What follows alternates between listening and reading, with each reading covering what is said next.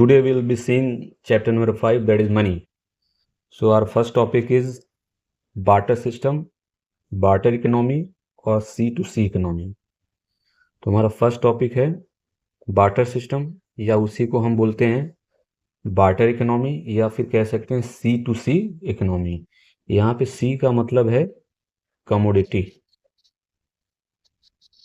Commodity to commodity.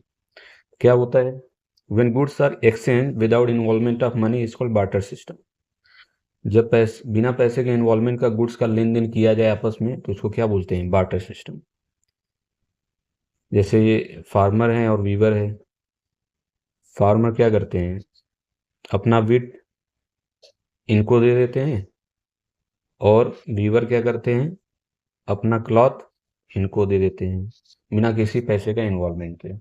Okay, तो double coincidence of wants दूसरा point. Barter system can work when there is a double coincidence of wants. दूसरा point नहीं, ये दूसरा topic है आपका, सॉरी, ये आपका दूसरा टॉपिक है. पहला टॉपिक आपका हो गया कि बार्टर सिस्टम क्या होता है, दूसरा टॉपिक कि डबल कोइंसिडेंस ऑफ वांट्स क्या होता है. तो डबल कोइंसिडेंस ऑफ वांट्स का मतलब कि barter system can work when there is a double coincidence of wants. Barter system तभी काम करेगा जब डबल कोइंसिडेंस ऑफ वांट्स रहेगा. तो डबल कोइंसिडेंस ऑफ वांट का मतलब क्या होता है कि when buyer and sellers both are ready to exchange each others goods is called double coincidence of wants. जब बायर और सेलर एक दूसरे के सामान एक्सचेंज करने के लिए रेडी होंगे, ओके, बिना पैसे के इन्वॉल्वमेंट का, तो इसको क्या बोलते हैं? Double coincidence of wants. जैसे मान लेते हैं कोई ए पर्सन है और बी पर्सन है. इनके पास क्या है? राइस है, इनके पास वीट है, लेकिन इनको चाहिए वीट, इनको चाहिए राइस. तो ये क्या करेंगे? ए क्या करेंगे? अपना राइस बी को दे देंगे, और बी क्या करेगा? अपना वीट ए को दे देगा. ओके, तो डबल कोइंसिडेंस ऑफ वांट्स हो जाएगा. तीसरा हमारा टॉपिक है limitation of barter system. Okay, तो इसमें पहला पॉइंट है lack of double coincidence of wants. तो यही कह रहे हैं कि बार्टर सिस्टम तो तभी काम करता है जब डबल कोइंसिडेंस ऑफ वांट्स होता है. लेकिन यही चीज़ तो सबसे बड़ा प्रॉब्लम है कि अब उस इंसान को ढूंढे कि मेरे पास जो गुड्स है वो उसको चाहिए, जो उसके पास गुड्स है वो मुझे चाहिए.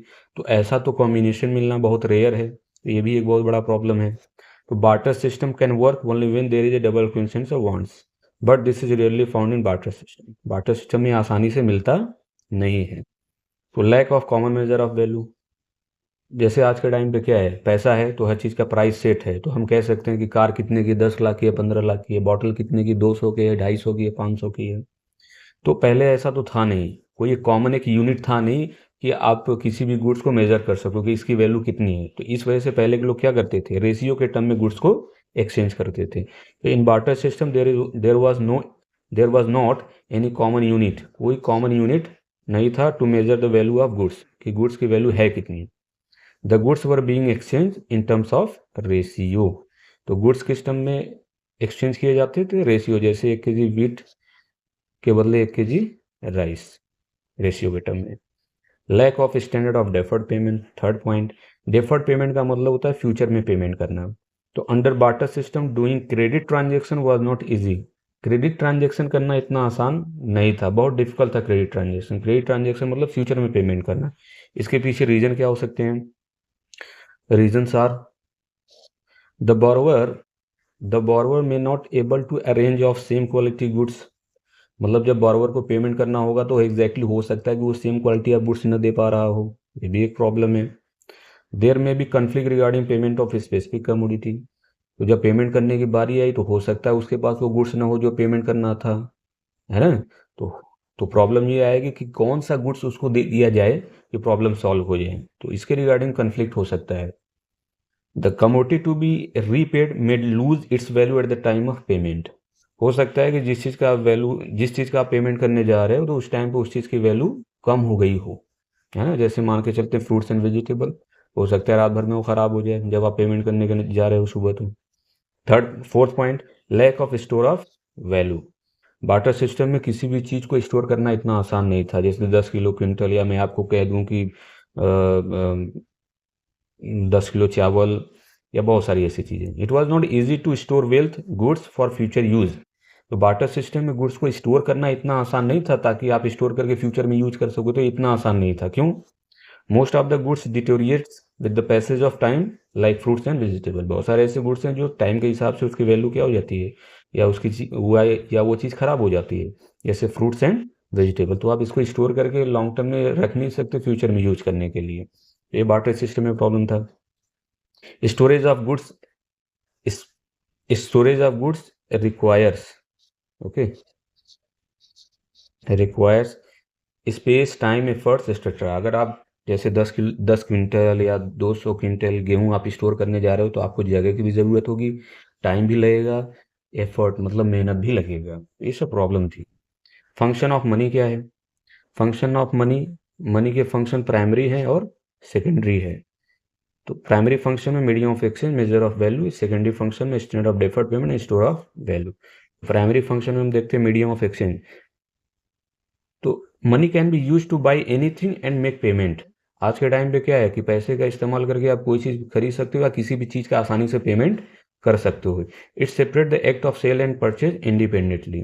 मतलब क्या है, पैसा आने की वजह से अब कोई भी इंसान कभी भी अपना सामान सेल कर सकता है और कभी भी इंसान कोई भी जाके सामान खरीद सकता है, कोई प्रॉब्लम नहीं है। उसको किसी के ऊपर डिपेंड रहने की ज़रूरत नहीं, कभी भी जाके परचेज कर सकता है कस्टमर, और सेलर कभी भी जाके अपना सामान सेल कर सकते हैं, no problem. Measure of value या यूनिट ऑफ अकाउंट। दूसरा फंक्शन मनी का क्या है कि मनी के वजह से आसानी से किसी भी चीज़ की वैल्यू आसानी से क्या मेजर की जा सकती है। तो मेजर ऑफ वैल्यू को यूनिट ऑफ अकाउंट भी बोला जाता है, एमसीक्यू में पूछ लिया जाता है। तो due to introduction of money anything can be measured in terms of money because every goods have a set price. आज के टाइम पे क्या है, पैसा आने की वजह से किसी भी चीज़ की वैल्यू आप आसानी से मेजर कर सकते हो, क्योंकि हर चीज़ का प्राइस सेट है। जैसे आपसे पूछा जाए कार की कितनी वैल्यू आज के टाइम पे, तो उसका प्राइस सेट है 10 लाख, 15 लाख, 20 लाख, आसानी से आप मेजर करके बता दो कि ये 10 लाख की, 15 लाख की, कितने की। सेकेंडरी फंक्शन क्या है? Standard of deferred payment. मतलब आज के टाइम पे पैसे का इस्तेमाल करके आसानी से आप फ्यूचर पेमेंट कर सकते हो।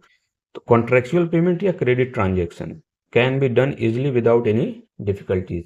तो कॉन्ट्रेक्चुअल पेमेंट का मतलब क्या है? जैसे मान लीजिए मैंने किसी को अपने यहाँ काम पे रखा हुआ है, मैंने उसे बोला हुआ है कि आप मेरे यहाँ 1 साल काम करोगे और आपस में हम कॉन्ट्रैक्ट कर लेते हैं, ओके, कि आप मेरे यहाँ 1 साल काम करोगे तो आपस में हम लोग कॉन्ट्रैक्ट कर लेते हैं, एग्रीमेंट कर लेते हैं, ओके।